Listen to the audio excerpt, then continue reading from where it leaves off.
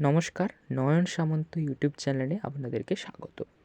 ভারত এবং বাংলাদেশের বর্তমান পরিস্থিতির ওপর মাথায় রেখে এবং বর্তমান যে টানাপোড়েন চলছে তার ওপর মাথায় রেখে ভারত যদি বাংলাদেশকে আক্রমণ করে, সেক্ষেত্রে ভারত কতটা ভালো পজিশনে থাকবে এবং বাংলাদেশকেই বা কী কী প্রবলেম ফেস করতে হবে সেই সব বিষয় নিয়ে আজকে আলোচনা করব। চলুন এই ভিডিওর মূল পর্বে চলে যাওয়া যাক। ভারত যদি বাংলাদেশকে আক্রমণ করে, সেক্ষেত্রে ভারতকে প্রধান তিনটি সমস্যার ওপর পড়তে হবে। সেই তিনটি সমস্যার মধ্যে প্রধান হলো বৈদেশিক নিষেধাজ্ঞা। ভারত বর্তমানে বিশ্বের পঞ্চম বৃহত্তম অর্থনীতি দেশ। যদি ভারত বাংলাদেশকে আক্রমণ করে, সেক্ষেত্রে আমেরিকা সহ ইউরোপের বেশ কয়েকটি দেশ ভারতের ওপর বিভিন্ন নিষেধাজ্ঞা আরোপ করবে, বাণিজ্যিক বিভিন্ন নিষেধাজ্ঞা আরোপ করতে পারে। সেক্ষেত্রে ভারতের অর্থনীতির ওপর একটা বড় চাপ পড়বে এবং ভারত বিশ্বের তৃতীয় অর্থনীতি হওয়ার দিকে এগিয়ে যাওয়ার ক্ষেত্রে অনেকটাই বাধার সম্মুখীন হবে। এবং ভারত যে দ্বিতীয় সমস্যার ওপর সবচেয়ে বড় সমস্যা পড়বে, তা হলো ভারতের সঙ্গে বাংলাদেশের একটা বিশাল বাণিজ্যিক লেনদেন রয়েছে। সেই বাণিজ্যিক লেনদেনের ওপরও একটা বড় আঘাত পড়বে, কারণ ভারত যদি বাংলাদেশকে আক্রমণ করে বসে, সেক্ষেত্রে বাংলাদেশ ভারতের সঙ্গে কোনো বাণিজ্যিক সম্পর্ক রাখবে না এবং ভারতের সেক্ষেত্রে একটা বড় অর্থনৈতিক ধাক্কা দেখা যাবে। এবং তৃতীয় সবচেয়ে বড় যে সমস্যার মধ্যে পড়তে হবে ভারতকে, সেটা হলো ভারত ইতিমধ্যেই চীন এবং পাকিস্তান এই দুটি ফ্রন্টে যুদ্ধের মতো পরিস্থিতি তৈরি হয়ে আছে। এই দুটি ফ্রন্টেই ভারতকে কঠিনভাবে লড়তে হচ্ছে। বাংলাদেশের সাথে ভারত যদি আরেকটি নতুন ফ্রন্টে যুদ্ধ চালু করে, সেক্ষেত্রে ভারতকে কিন্তু তার সীমানার প্রায় পুরোটা অংশ জুড়েই যুদ্ধ চালাতে হবে এবং তাকে তার সামরিক অবস্থান বজায় রাখতে হবে। এবার আসি ভারত কী কী সুবিধা থাকবে, কী কী সুবিধা নিয়ে ভারত এই যুদ্ধে নামবে, সেই দিকে আমরা নজর রাখি। বর্তমানে বাংলাদেশে মৌলবাদী সরকার চলছে। শেখ হাসিনাকে সরিয়ে পাকিস্তানের মদতপুষ্ট একটি সরকার চলছে। সেক্ষেত্রে যদি ভারত এবং বাংলাদেশের মধ্যে যুদ্ধ হয়, বলাই বাহুল্য যে আমেরিকা পেছন থেকে এবং পাকিস্তান সরাসরি বাংলাদেশকে সাহায্য করবে। কিন্তু ভারতও এক্ষেত্রে অনেকটা ভালো পরিস্থিতিতে রয়েছে। ভারত বর্তমানে সামরিক দিক থেকে বিশ্বের চতুর্থ বৃহত্তম সামরিক শক্তি এবং ভারতের কাছে আইএনএস বিক্রান্তের মতো রণতরী নামার একটি অত্যাধুনিক যুদ্ধজাহাজ রয়েছে এবং রাফায়েল MiG-29 মতো অত্যাধুনিক যুদ্ধ বিমান রয়েছে এবং ভারতের সর্বোপরি 13,25,000 সৈন্য অ্যাক্টিভ রয়েছে। সেক্ষেত্রে ভারত অনেকটা ভালো পরিস্থিতি থেকেই যুদ্ধ শুরু করবে। এবং ভারতের মানচিত্রের দিকে যদি তাকানো যায়, তাহলে দেখা যাবে যে বাংলাদেশের প্রায় পুরো অংশটাই জুড়ে ভারতের সঙ্গে বর্ডার। সেক্ষেত্রে ভারত চারদিক থেকে বাংলাদেশকে আক্রমণ করতে পারবে এবং বাংলাদেশ খুব সহজেই কাবু হয়ে পড়বে। একদিনও না, কয়েক ঘন্টার মধ্যেই ভারত বাংলাদেশকে কাবু করে নিতে পারে।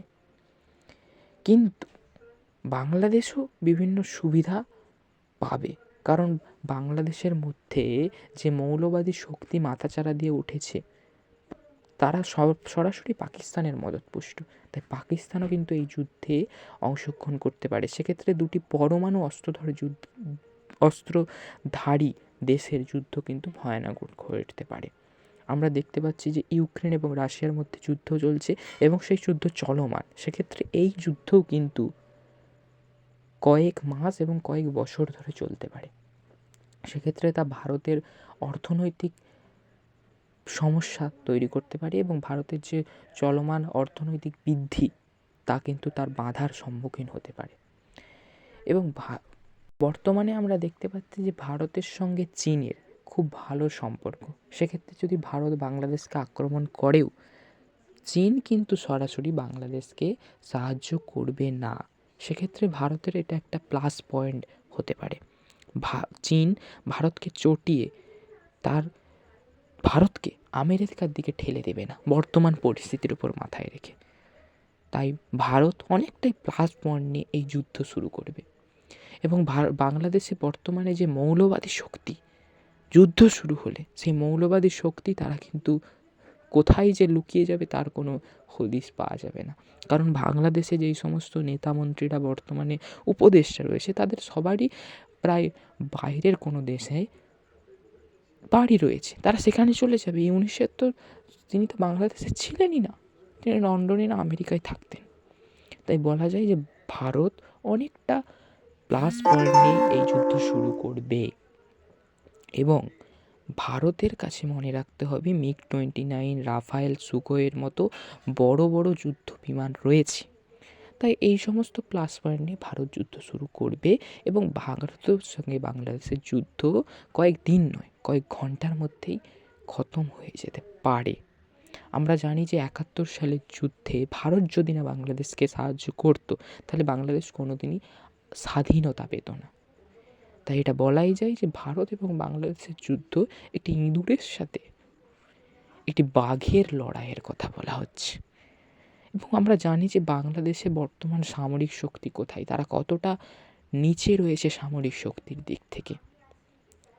তাই এটা বলা বাহুল্যই যে ভারত অনেকটা প্লাস পয়েন্ট নিয়ে এগিয়ে যাবে এবং ভারতের আসাম এবং ত্রিপুরা, মেঘালয় সাইড দিয়ে কিন্তু সেক্ষেত্রে পাহাড়গুলো সমস্ত ভারতের দিকে পড়েছে এবং সমতল ভূমি বাংলাদেশে। তাই বলাই যায় যে ভারত পাহাড় থেকে যুদ্ধ করলে অনেকটা প্লাস পয়েন্ট থাকবে। এবং সমস্ত নদীগুলো যদি দেখা যায়, সমস্ত নদী কিন্তু ভারত থেকে বাংলাদেশের দিকে দিয়েছে। যদি যুদ্ধ নাও হয় তাও কিন্তু আমরা জল ছেড়ে দিয়ে, বিভিন্ন নদীর জল ছেড়ে দিয়েই কিন্তু ভারত এই যুদ্ধে জয়ী হতে পারে। তবে এটাও মাথায় রাখতে হবে যে ভারত এই যুদ্ধে প্লাস পয়েন্টের দিকে থাকলেও ভারতের চলমান অর্থনীতি কিন্তু ধাক্কা খাবে। তাই আমাদেরকে বর্তমান পরিস্থিতিকে মাথায় রেখে, বর্তমান পরিস্থিতিকে বিচক্ষণতা রেখে কি হয় তার দিকে তাকিয়ে থাকতে হবে। এবং মনে রাখতে হবে যে বিশ্বের সমস্ত আইন কানুন কিন্তু সবলের পক্ষে।